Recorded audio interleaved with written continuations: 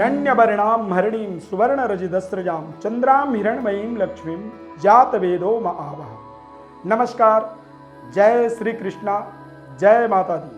प्रिय दर्शकों, आप सभी का हमारे इस बेहद ज्ञानवर्धक कार्यक्रम में बहुत बहुत स्वागत है। आज का हमारा ये कार्यक्रम मिथुन राशि नवंबर माह मासिक राशिफल का ये कार्यक्रम है। इस कार्यक्रम में हम समझेंगे कि गोचर ग्रह किस तरह से हैं, करियर, सेहत, स्वास्थ्य, व्यापार, नौकरी, सभी चीज़ों को विस्तार से समझेंगे और पूरे माह में किस तरह का आपका ग्रहों का आपके प्रति रुझान रहेगा और आपके रुझान ग्रहों के लिए किस तरह से होना चाहिए, जिससे आपके सभी प्रकार के कार्य जो है बनते चले जाएं और आपके अभीष्ट मनोकामनाएं पूरी होती चली जाएं और आप अपने जीवन में बेहतर, अपने जीवन की तरक्की को अपने जीवन से जोड़ पाएं। सबसे पहले गोचर ग्रह स्थिति की बात करेंगे।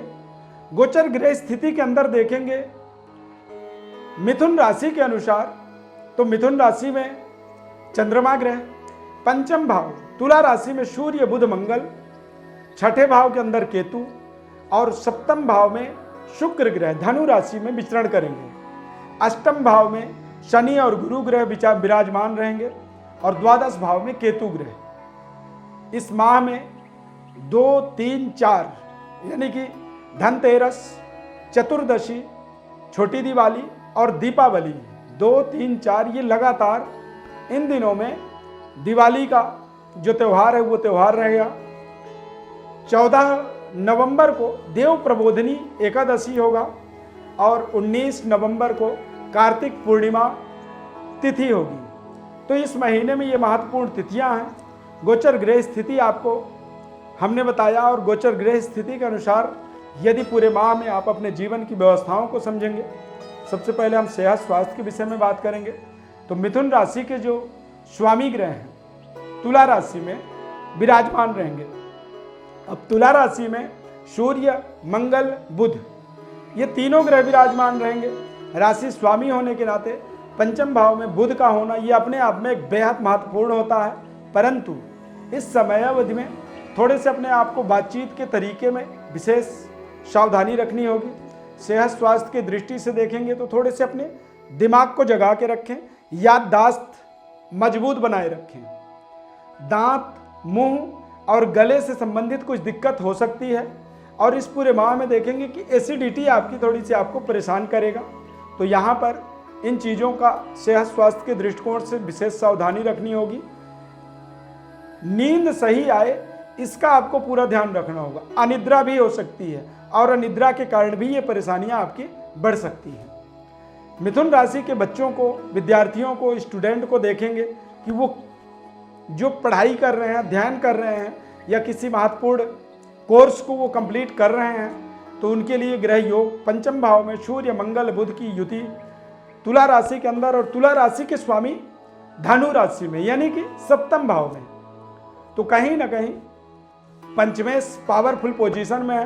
त्रिकोण केंद्र का पावर बना हुआ है, यानी कि विद्यार्थियों के लिए जैसे कि LLB की जो पढ़ाई करते हैं, BCom, CA, CS और इंजीनियरिंग की जो पढ़ाई कर रहे हैं, IIT या कह सकते हैं कि इंजीनियरिंग की जो पढ़ाई करते हैं, LLB, BTech और आर्किटेक्ट की जो पढ़ाई करते हैं, ऐसे बच्चों के लिए, ऐसे कोर्स से जुड़े हुए बच्चों के लिए ये समय अपने आप में बेहद महत्वपूर्ण समय है। इस समय अवधि के अंदर आप अपने कंपटीशन को बेहतर तरीके से क्रैक कर पाएंगे, बेहतर तरीके से अपनी जो प्रतियोगी परीक्षा है उस परीक्षा में आप सफलता प्राप्त कर पाएंगे। क्यों?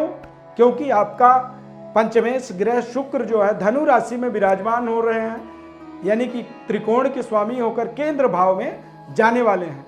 तो केंद्र में जब शुक्र ग्रह जाते हैं तो वो अपने आप में एक महत्वपूर्ण पद, पोजीशन और प्रतिष्ठा की प्राप्ति करवाने में समर्थवान हो जाते हैं।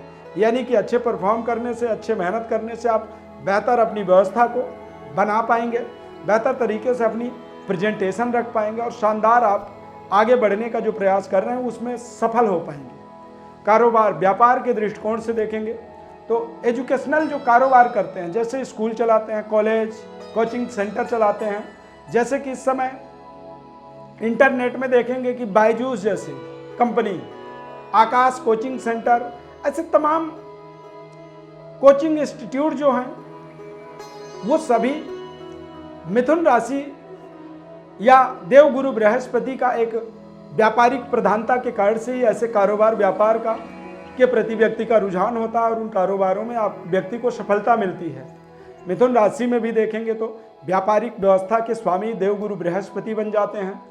इंपोर्टेड पेपर जो होता है, प्रिंटिंग प्रेस का काम, स्टाम्प पेपर क्रय विक्रय का काम, मनी ट्रांसफर, वेस्टर्न यूनियन जैसे कारोबार से जो जुड़ते हैं, स्टेशनरी प्रोडक्ट जो होते हैं, कापी पेन पुस्तक, पूजा सामग्री और गारमेंट्स का, कपड़ों का, रेस्टोरेंट का, होटल का, फर्नीचर का जो कारोबार मिथुन राशि के लोग करते हैं, उनके लिए ये कारोबार कहीं ना कहीं अपने आप में महत्वपूर्ण सफलता और सहयोग दिलाने में इस समय अवधि में विशेष सहायता प्राप्त हो सकती है।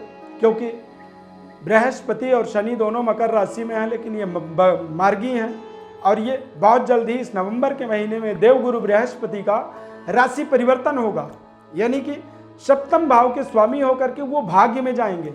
और भाग्य में जाने का मतलब होता है कि आपके पराक्रम में बृहस्पति की पूर्ण दृष्टि पड़ने वाली है। इसी नवंबर के महीने में 21 नवंबर को बृहस्पति का ये राशि परिवर्तन अपने आप में बेहद शानदार राशि परिवर्तन है। और यदि बृहस्पति का राशि परिवर्तन इस समय अवधि में हो जाएगा, हालांकि ये काफी समय से मिथुन राशि के लिए एक तो ढैया का प्रभाव, दूसरा बृहस्पति शनि दोनों ही मकर राशि में गोचर कर रहे थे, तो काफी ऐसे काम थे जो काम कहीं ना कहीं या तो अधर पे लटक गए, रुक गए, किसी न किसी टेक्निकल चीजों के कारण रुकावट आई। वो रुकावटें अब यहाँ पर आप देखेंगे कि दूर हो रहा है। कुछ अच्छे अपॉर्चुनिटी आपको मिल रहे हैं, कुछ अच्छे अवसर भाग्य का आपको यहाँ पर मिलेगा।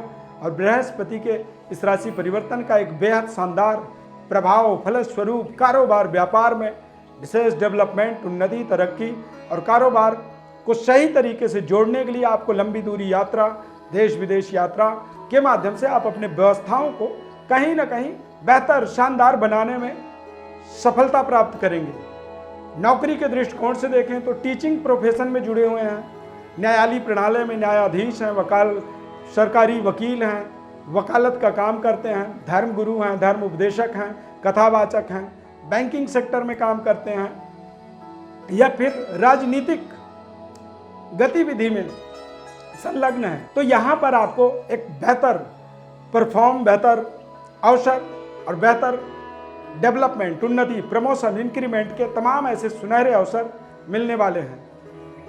नई जीविकोपार्जन या जीविका वृद्धि के लिए आपको कुछ नए मार्ग मिलेंगे। अब नए मार्ग में या तो नए व्यापार कर सकते हैं या फिर कोई नई जॉब मिल सकती है जहाँ पे ज़्यादा बड़ी सैलरी आपको मिले, जिससे आप अपने जीवन की व्यवस्थाओं को सुदृढ़ बना पाएं। भाग्य में देवगुरु बृहस्पति जब आएंगे तो शनि मकर राशि में स्वच्छंद तरीके से अष्टम भाव में विराजमान होंगे, तो देश विदेश के जो लिंकअप हैं, आपके जो लिंक हैं, रिश्ते हैं, या फिर किसी नौकरी के लिए आपने अप्लाई कर रखा है, तो वहाँ पर आपको अनसर्टेन अचानक सहयोग, सफलता की प्राप्ति की भी यहाँ पर आपको कल्पना करनी होगी। ये समय मिथुन राशि वाले जातकों के लिए व्यापारिक व्यवस्था को कैरियर कार्य क्षेत्र के अंदर बेहतर परफॉर्म करने का एक शानदार समय रहेगा।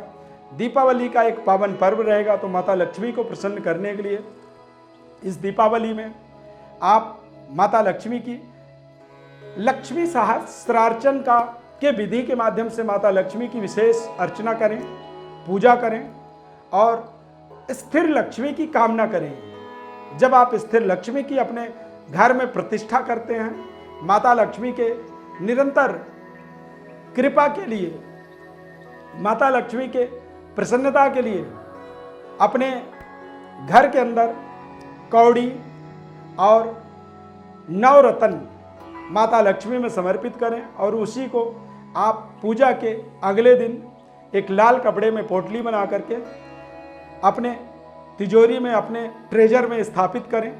इस विधि से आपको माता लक्ष्मी की एक विशेष कृपा, महत्वपूर्ण शक्ति और आशीर्वाद की यहाँ पर प्राप्ति हो सकती है, जिसके माध्यम से आप अपने जीवन की व्यवस्थाओं को सुदृढ़ बना पाएंगे और अपने सभी प्रकार के अभीष्ट मनोकामनाओं को पूरा कर पाएंगे।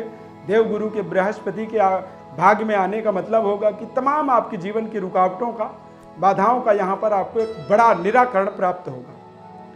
विशेष विश्लेषण के लिए, विशेष जानकारी के लिए, ज्योतिष परामर्श के लिए हमारे व्हाट्सएप नंबर पर अपनी बर्थ डिटेल लिख करके भेजें। हमारे तरफ से निःशुल्क रूप से संपूर्ण विश्लेषण आपको बताया जाएगा।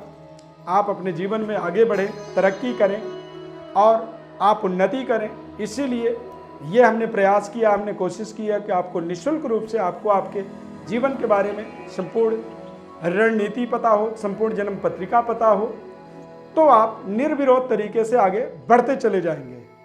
बस आपसे हमारी आग्रह निवेदन ये रहता है कि हमारे चैनल को आप सब्सक्राइब जरूर करें। हमारे इस खास कार्यक्रम में जुड़ते हैं, आप देखते हैं, आप पसंद करते हैं।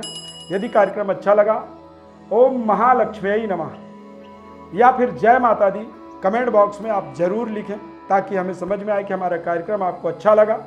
हमारे इस कार्यक्रम को आपने देखा, पसंद किया, इसके लिए बहुत बहुत धन्यवाद। माता लक्ष्मी की कृपा सदैव आप पर बनी रहे। जय श्री कृष्ण।